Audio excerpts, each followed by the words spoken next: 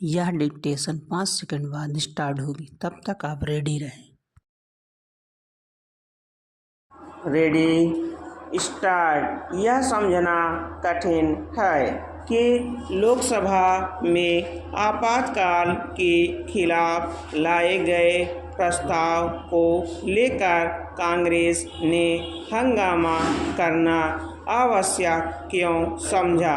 क्या कांग्रेस आपातकाल को सही मानती है या फिर यह चाहती है कि लोकतंत्र को कलंकित करने और संविधान का निरादर करने वाले इस तानाशाही भरे कदम का स्मरण नहीं किया जाना चाहिए।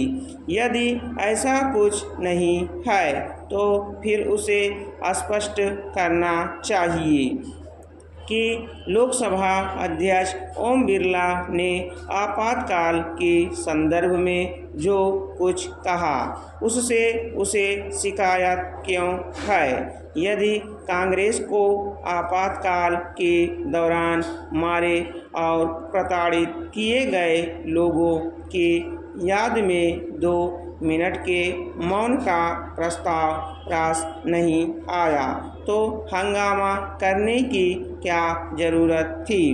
अच्छा तो यह होता कि वह यह कहने की हिम्मत जुटाती कि 49 साल पहले तत्कालीन प्रधानमंत्री इंदिरा गांधी की ओर से देश पर आपातकाल थोपने और राजनीतिक विरोधियों, मीडिया एवं जनता के खिलाफ दमन का चक्र चलाना एक भूल थी।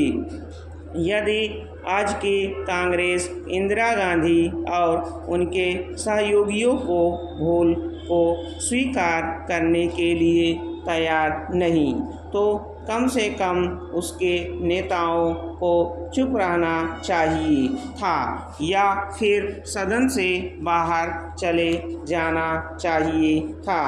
कांग्रेस के नेताओं और उसके समर्थकों की ओर से आपातकाल के संदर्भ में यह जो कहने की कोशिश की जा रही है कि 5 दशक पुराने इस काले दौर का स्मरण नहीं किया जाना चाहिए, वह इसलिए किसी भी मूल्य पर स्वीकार नहीं, क्योंकि अतीत की भूलों को विस्मृत करने से उनके दोहराए जाने का खतरा बढ़ जाता है।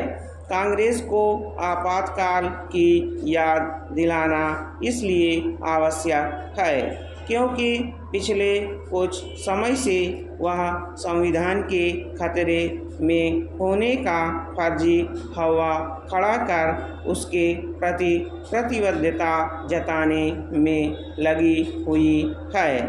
यदि वह संविधान के प्रति इतनी ही अधिक प्रतिबद्ध है तो फिर यह क्यों नहीं स्वीकार करना चाहती कि इंदिरा गांधी ने अपनी संसद सदस्यता खारिज किए जाने के इलाहाबाद उच्च न्यायालय के फैसले को निष्प्रभावी करने के लिए आपातकाल का सहारा लिया और इस क्रम में इसी संविधान को कुचला और उसकी प्रस्तावना को मनमाने तरीके से बदल दिया। यह ठीक है कि हाल के लोकसभा चुनावों में कांग्रेस की संख्या बल बढ़ा है, लेकिन इसका यह मतलब नहीं कि वह दबे छिपे स्वर में आपातकाल को सही ठहराने की कोशिश करती दिखने लगी। उसकी यह कोशिश तो आपातकाल के स्मरण को और अधिक आवश्यक ठहराती है। आपातकाल के खिलाफ लोकसभा अध्यक्ष की ओर से लाए गए प्रस्ताव पर असहमति और असंतोष जताने से बेहतर होता कि कांग्रेस पर गौर करती कि उसके कुछ सहयोगी दलों ने भी इस मामले में उसका साथ देना आवश्यक नहीं समझा। आखिर वे समझते ही क्यों? क्योंकि आपातकाल के दौरान उनके नेताओं को भी जेल में ठूंस दिया गया था। इनमें मुलायम सिंह यादव भी थे। स्टॉप। अगर आप हमारे चैनल पर नए हैं तो चैनल को सब्सक्राइब जरूर करें और बेल आइकॉन प्रेस करें ताकि आपको सभी डिक्टेशन की सूचना मिल सके।